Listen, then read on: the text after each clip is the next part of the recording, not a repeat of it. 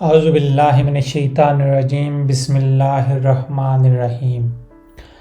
آج کی اس ویڈیو میں ہم آپ کو انٹرنیٹ آف تھنگس کے بارے میں بتائیں گے کہ ایشیا کا انٹرنیٹ آخر کیا چیز ہے اور دور حاضر میں یہ ہمیں کس طرف لے کے جانا چاہ رہا ہے۔ اگر آج کے مضمون کا ہم خلاصہ آپ کو 2 سے 3 سطروں میں بتانا چاہیں تو کچھ اس طرح سے ہوگا کہ ایشیا کا انٹرنیٹ ایک ایسے دور کی طرف لے جا رہا ہے جہاں انسان کی خود مختاری ممکن ہے کہ الگوریدمز کے تابع ہو جائے، نیز انسان کی نجی زندگی یعنی پرائیویسی کو بھی مختلف آلات کے مسلسل اعداد و شمار یعنی کہ ڈیٹا کے جمع کرنے سے خطرہ ہے۔ ایک طبقاتی تقسیم کا بھی امکان ہے جب ٹیکنالوجی کو سمجھنے والے اور لا علم ایک پڑھے لکھے اور ایک ان پڑھ کی مانند ہو جائیں۔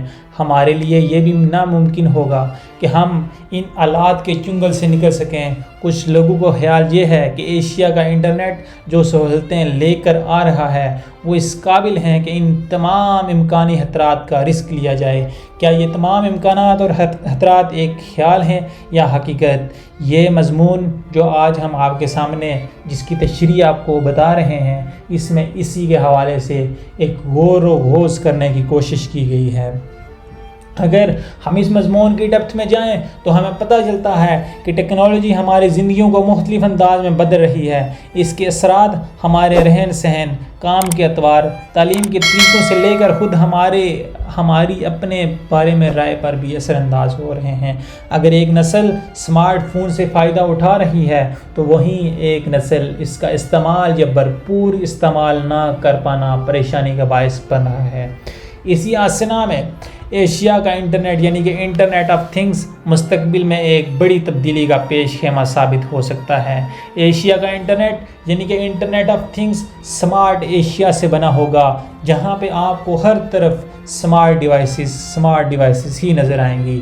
عام استعمال کی ایشیا جب ان میں پروسیسنگ کی طاقت دے دی جائے اور وہ انٹرنیٹ یعنی کہ نیٹ ورک کے ذریعے سے دوسری ایشیا سے معلومات یعنی ڈیٹا کا تبادلہ کر سکیں تو یہ سمارٹ ایشیا کھلاتی ہیں، یعنی کہ یہ سمارٹ ڈیوائسز کھلاتی ہیں۔ ایک مثال عام ٹوتھ برش کی بھی آپ لے سکتے ہیں کہ وہ اگر آپ کی دانتوں کی صفائی پر نظر رکھے اور آپ کو آپ کے موبائل پر یا کسی اور ذریعے سے یہ بتائے کہ آپ اپنے دانتوں کی صفائی پر کم وقت دے رہے ہیں یا آپ زیادہ وقت دے رہے ہیں یا آپ کان سے دانت کو صحیح طرح سے صاف نہیں کر رہے، تو یہ ایک ذاتی بات ہونے کے ساتھ ساتھ بچوں سے لے کے بڑوں تک سب کے لیے اہم ہے۔ یہ خبر آپ کا ٹوتھ برش آپ کے دانتوں کے ڈاکٹر کو بھی بھیج سکتا ہے۔ ایشیا کا انٹرنیٹ سمارٹ ایشیا کا ایک دوسرے سے مربوط ایسا نیٹ ورک ہوگا جو انسانی تہذیب کی کئی جہتیں بدل سکتا ہے، مگر اس تبدیلی کی انسان کو ایک اور قیمت ادا کرنا ہوگی۔ آخر وہ قیمت کیا ہے؟ ملک پاکستان اور پوری انسانیت کے اوپر اس کا کیا فرق اور کیا اثر پڑے گا؟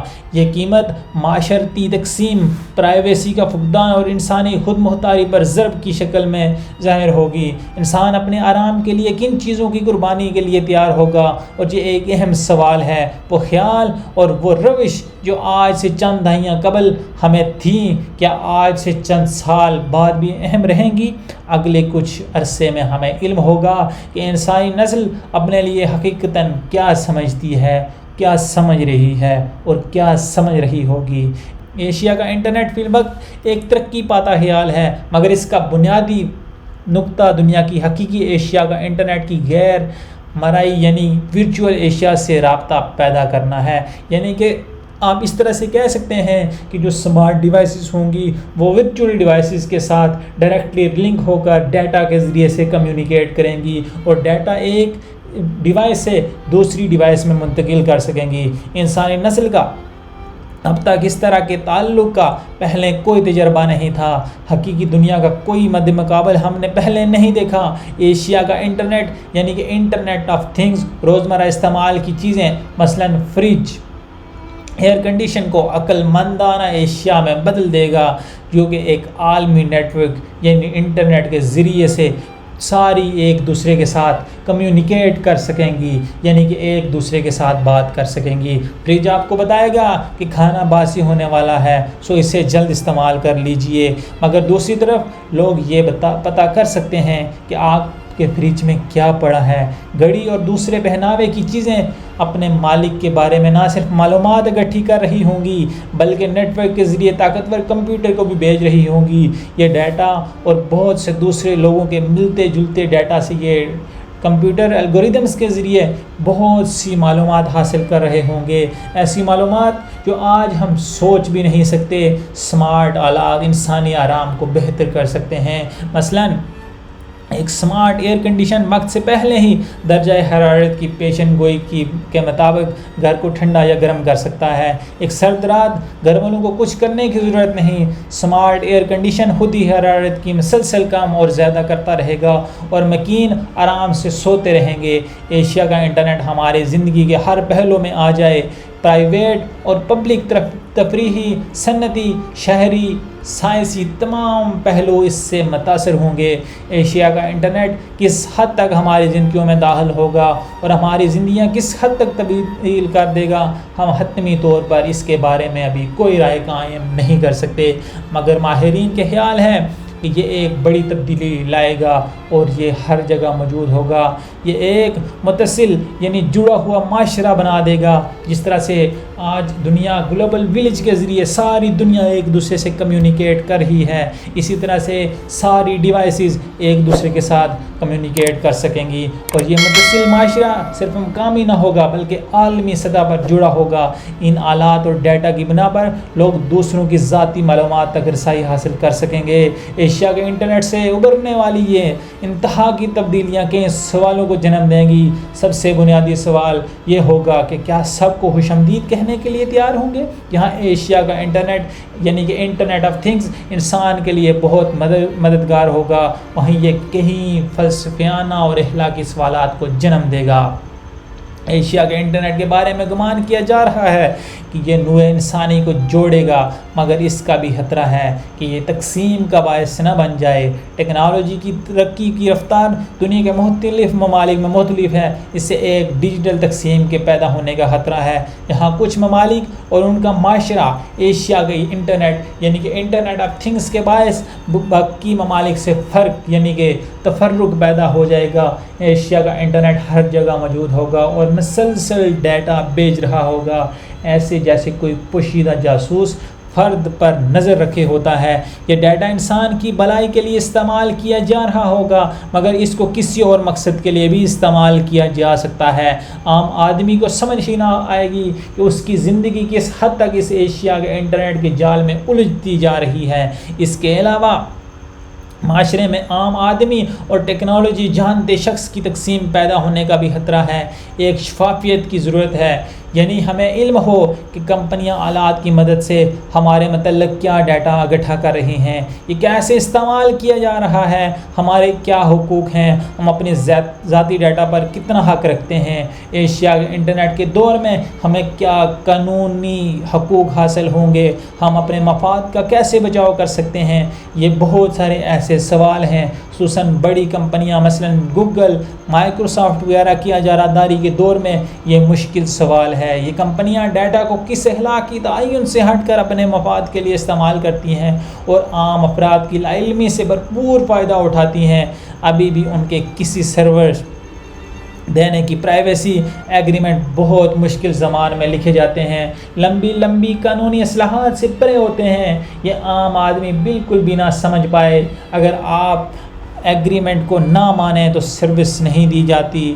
فری سروس کے نام پر کیا ڈیٹا اکٹھا کیا جا رہا ہے اور کس مقصد کے لیے استعمال ہو رہا ہے، یہ ہمارے علم میں بالکل بھی نہیں۔ ملکی اور بین الاقوامی قوانین ان معاملات میں ٹیکنالوجی کی رفتار سے کہیں پیچھے ہیں، کیونکہ انٹرنیٹ کی کوئی جغرافیائی حد نہیں ہوتی۔ اس لیے ایک بڑا مسئلہ یہ ہے کہ ان قوانین کو ملکی سطح سے بڑھا کر عالمی سطح پر کیسے لایا جا سکتا ہے۔ ایسے قوانین کا بنانا جن پر مختلف ممالک متفق ہوں اور ان قوانین پر وقت پہ عمل کرنا بھی بہت مشکل کام ہے۔ پرائیویسی کے ساتھ ساتھ انسانی خود مختاری بھی خطرے میں ہے۔ انسانی خود مختاری ایک انسان کا حق ہے کہ وہ اپنے فیصلے، چناؤ، عمل کا تعین خود کر سکے۔ اگر کوئی بیرونی طاقت مثلاً حکومت، قبیلہ، خاندان، ملازمت وغیرہ وغیرہ افراد کے چناؤ پر اثر انداز ہوتے ہیں تو یہ اس کی خود مختاری کے لیے خطرہ ہے۔ مستقبل میں ممکن ہے کہ ٹیکنالوجی انسانی خود مختاری پر حاوی ہو جائے، ایک عام آدمی ٹیکنالوجی کے تابع ہو کر اپنی خود مختاری کھو بیٹھے۔ انٹرنیٹ آف تھنگ کو ہم اگر ایک جگہ پائیں گے جو کہ مسلسل انسانی ڈیٹا اکٹھا کر رہا ہوگا، یہ اکٹھا کیے جانے والا ڈیٹا بہت کارآمد ہوگا۔ مثلا ایک شخص کا بلڈ پریشر، نبض اور دوسرا ڈیٹا آلات کے ذریعے اکٹھا کر کے الگوریدمز تجربے کے ساتھ کر سکتے ہیں اور ڈاکٹر کو پیشگی اطلاع کے لیے خبردار کر سکتے ہیں۔ بیماری ابتدائی مراحل میں ہی کنٹرول کی جا سکے گی۔ یہ ڈاکٹر کو مزید معلومات بھی دے گا، مثلا مریض خوراک میں بد احتیاطی کر رہا ہے یا کوئی اور کام کر رہا ہے یا دوسری ہدایت کی کسی ڈاکٹر کی پیروی کر رہا ہے۔ اسی طرح ایک سمارٹ کار اپنے ڈرائیور کی خطرناک ڈرائیونگ کے رجحان کے بارے میں بتا رہی ہوگی۔ گھر کے باہر گند اکٹھا کرنے والا سمارٹ ڈبہ گھر کے کوڑے سے مکینوں کے بارے میں بہت کچھ بتا سکتا ہے۔ اس صورتحال میں پرائیویسی کا سوال ایک بنیادی سوال ہوگا۔ ایشیا کے انٹرنیٹ کا دور عجیب ہوگا۔ جاگے انٹرنیٹ کا دور ایک عجیب دور ہوگا۔ جارج اور ویل کے ناول 1984 کے ہر جگہ موجود ایک بگ بردر کے مقابلے میں اس دور میں کئی بگ بردر ہوں گے۔ یہ انفرادی شہری بھی ہو سکتے ہیں، حکومتی ادارے بھی ہو سکتے ہیں اور بڑی انٹرنیشنل کارپوریشنز بھی ہو سکتی ہیں۔ ان انسان کے ذاتی ڈیٹا تک مختلف سطح کی رسائی ہوگی۔ جارج اور ویل کے بگ بردر کے واحد مقصد یعنی کہ کنٹرول کے مقابلے میں ان دوسرے بڑے بھائیوں کے مقاصد مختلف اور چھپے ہیں۔ یہ بڑے بھائی جانتے، کنٹرول کرتے اور کبھی نہ بھولنے کی صلاحیت رکھتے ہوں گے۔ ایشیا کا انٹرنیٹ ہمارے لیے مختلف کام آسان بنا دے گا، ہمیں زیادہ نظر دے گا، مگر دوسری جانب انسانی توقعات میں بھی اضافہ ہو جائے گا۔ مثال کے طور پہ ای میل اور SMS نے جہاں رابطے آسان کر دیے ہیں، وہیں ایک توقع پیدا کی گئی کہ فوری جواب دیا جائے۔ اسی طرح ایشیا کا انٹرنیٹ انسانی توقعات کو بہت اوپر لے جا سکے گا۔ ہم اپنے ہر لمحے کو کارآمد بنائیں گے کیونکہ اب ٹیکنالوجی ایسا ممکن کر سکتی ہے۔ کیا ہماری زندگیاں ٹیکنالوجی کی وجہ سے زیادہ آزاد ہوں گی یا محدود؟ یہ ایک سوال ہے۔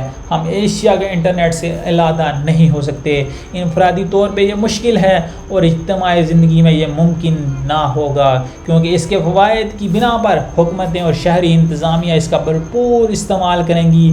آپ کی لا علمی میں آپ کا ڈیٹا جمع کیا جا رہا ہوگا۔ انسانی خود مختاری کو سب سے بڑا خطرہ ایشیا کے انٹرنیٹ یعنی کہ انٹرنیٹ آف تھنگس سے ہے کہ وہ انسان سے بہتر کام کرنے کی صلاحیت دکھانے لگیں گی۔ گوگل کی خود چلتی گاڑی کا پہلا حادثہ تب ہوا جب اس نے ایک پیدل کو بچاتے بریک لگائی اور پچھلی گاڑی جسے کوئی فرد چلا رہا تھا اس سے ٹکرائی۔ یہ حادثہ نہ ہوتا اگر دونوں گاڑیاں خود چلتی ہوتی اور آپس میں نیٹ ورک کے ذریعے جڑی ہوتی کہ پچھلی کار کو اگلی کار کا بھرپور علم ہوتا اور اس کے بریک لگانے سے یہ بھی رک جاتی۔ ہم اسی رائے کو بڑھا کر کہہ سکتے ہیں کہ حادثات میں کمی ہو جائے گی اگر تمام گاڑیاں خود چلتی اور ایشیا کے انٹرنیٹ کے ذریعے یعنی کہ انٹرنیٹ آف تھنگس کے ذریعے سے جڑی ہوں گی۔ ہم ڈرائیونگ کا تجربہ اپنی اگلی نسلوں سے لے کر ٹیکنالوجی کو دیں گے کیونکہ اس طرح وقت، پیسے اور انسانی جانوں کا بچاؤ ممکن ہوگا۔ ڈرائیونگ کے علاوہ کئی دوسرے کام ہیں جو کہ مستقبل میں ٹیکنالوجی کے حوالے کر دیے جائیں گے۔ اس میں ایشیا کا انٹرنیٹ اور الگوریدمز ایک اہم کردار ادا کریں گے۔ انسانی استعداد بہت سے تعصبات کا شکار رہتی ہے اور افراد کے فیصلے ان کے زیر اثر ہوتے ہیں۔ تعصبات انسانی خواہشات، پرورش، تجربات بہت سی چیزوں سے بنتے ہیں۔ کیا انسانی احساسات، جذبات اور تعصبات ہمیشہ غلط ہی ہوتے ہیں اور کیا ہمیشہ انسانی کارکردگی پر برے انداز میں ہی اثر ڈالتے ہیں؟ یہ ایک پیچیدہ سوال ہے۔ گمان ہے کہ الگوریدم ان تعصبات سے بالاتر ہو کر زیادہ بہتر طور پر کام کر سکیں گے۔ ایشیا ایک انسان کے بارے میں مسلسل مختلف ڈیٹا اکٹھا کر کے الگوریدمز کو دیں گی۔ وہ ہو سکتا ہے وہ الگوریدم اس شخص کو خود اس سے بھی بڑھ کر جانے لگ جائیں اور بہتر فیصلے کرنے لگ جائیں۔ الگوریدمز بتا سکیں گے کہ کس وقت اس کا نیند سے جاگنا اسے خوش رکھے گا، کن اشیاء کا ناشتہ اس کی صحت کے لیے موزوں ترین ہوگا، وہ پرانے ڈیٹا کی بنیاد پر دوستوں کے چناؤ کی سفارش کر سکے گا۔ میرج بیورو یہ شادی دفاتر کی بجائے الگوریدمز ڈیٹا کی بنیاد پر رشتے کروا سکیں گے۔ ایشیا کا انٹرنیٹ کئی جگہوں پر انسانی کاموں کا متبادل لا سکتا ہے، مگر کیا ہم اپنی آزادی اور خود مختاری خوشی سے ٹیکنالوجی کو دے دیں گے کیونکہ وہ انسان سے بہتر کام کر سکتی ہے، یا ہمیں اس پر اعتراض ہوگا؟ انسان کی آنے والی نسلیں اس پر کیا اثرات مرتب کریں گی؟ کیا اس کا آنے والی زندگیوں پر کیا اثر مرتب ہوگا؟ مختصر اور طویل عرصے میں اس کے کیا اثرات ہوں گے؟ ان سب سوالات کا ہمیں سامنا کرنا ہوگا۔ امریکہ کی رپورٹ سے سائیکو تھراپسٹ ارون بالغ کے خیال میں جب انسان اپنا کام ٹیکنالوجی کے حوالے کرے گا کیونکہ وہ بہتر کام کر سکتی ہے، تو ہم اپنی خواہشات اور عقل کو ٹیکنالوجی کے تابع کر دیں گے۔ ہمیں اپنے اوپر اعتماد کی کمی کا خطرہ ہوگا۔ آپ نے ایسے قصے سنے ہوں گے جہاں جی پی ایس کے مطابق چلتے ڈرائیور اپنی منزل سے کہیں دور جا پہنچے، وہ محسوس کر رہے تھے کہ وہ غلط جا رہے ہیں، ان کا اس پاس کا سفر انہیں بتا رہا تھا کہ وہ غلط جا رہے ہیں، ان کا آس پاس کا سفر ان کو یہ گائیڈ کر رہا تھا کہ وہ غلط جا رہے ہیں، مگر ٹیکنالوجی کو اپنے سے بالا ترس جانتے ہوئے اور سمجھتے ہوئے وہ چلتے رہے۔ ہماری حساسیات کا کیا ہوگا؟ چھٹی حصہ ہمیں بہت کچھ بتاتی ہے، مگر کیا ہم اسے مانیں گے؟ ہم جو ایک گمنام راستے پر چل کر سیکھتے ہیں اس کا کیا ہوگا؟ اور جو رسک لے کر ہم نے سیکھا اور جو ہم نے اپنی غلطیوں سے سبق حاصل کیا وہ کدھر جائے گا؟ ایک اہم سوال یہ بھی ہے کہ اس ٹیکنالوجیکل ترقی کا انسانی خود مختاری کے ساتھ ساتھ انسانی تخلیقی صلاحیت پر کیا اثر مرتب ہوگا؟ تخلیقی صلاحیت کیسے آتی ہے؟ اس کی ترویج اور ترقی کیسے ہوتی ہے؟ کیا تخلیقی حص ہم الگوریدمز کے تابع کر سکتے ہیں؟ انسان کو پیش آنے والے ان خطرات کا کیا حل ہے؟ ایشیا کا انٹرنیٹ اپنے ہمراہ کئی مسائل لائے گا۔ کیا ہم اس ترقی کو بند کر دیں گے؟ یہ ممکن نہیں۔ ایک نقطہ نظر یہ بھی ہے کہ ایشیا کے انٹرنیٹ کی ترقی پر نظر رکھی جائے اور اس کو کنٹرول کیا جائے کہ یہ انسانی خود مختاری کو نقصان نہ پہنچائے۔ ایک اور نقطہ نظر یہ ہے کہ کیونکہ الگوریدمز انسانی غلطیوں سے پاک ہوں گے اور انسان کو کئی فائدے پہنچائیں گے، اس کی قیمت کے طور پر ہم انسانی خود مختاری کے نقصان کو خوشی سے قبول کریں گے۔ ایک انتہا پسندانہ نقطہ نظر یہ بھی ہے کہ انسان اور مشین تفریق کو ختم کر دیں گے، ہم اپنے جسموں اور دماغوں میں آلات کی پیوند کاری کر لیں گے، ہماری کارکردگی بہتر ہو جائے گی، ہم بہتر انسانیت کی خدمت کر پائیں گے۔ اس خیال کے مخالفین کے مطابق یہ انسانیت کی موت ہوگی، خدمت نہیں۔ ایشیا کا انٹرنیٹ یعنی کہ انٹرنیٹ آف تھنگز ہمارے لیے کیا لاتا ہے وقت ہی بتائے گا۔ کیا معاشرتی انصاف، پرائیویسی اور انسانی خود مختاری کی قربانی بڑے سوال ہیں، یا انسانی آرام کے لیے قربانی کوئی بڑی قربانی نہیں؟ یہ دو مختلف نقطہ نظر ہیں اور ان میں سے کون جیتتا ہے اور کون ہارتا ہے یہ وقت ہی بتائے گا۔ کیا ایک بات طے ہے کہ ایشیا کا انٹرنیٹ ایک حقیقت ہے اور ہمیں اس کا سامنا ہے، جس کی بہت ساری مثال آپ خودکار طریقے سے چلنے والی گاڑیوں اور خودکار طریقے سے چلنے والی اے سیز اور ڈیفرنٹ طرح کی مشینوں سے آپ اس کا تجزیہ کر سکتے ہیں۔ آنے والا دور انسان اور ٹیکنالوجی کی ہم آہنگی اور کشمکش کا دور ہوگا۔ کچھ ریسرچرز تو اس کو دجال سے بھی تشبیہ دیتے ہیں۔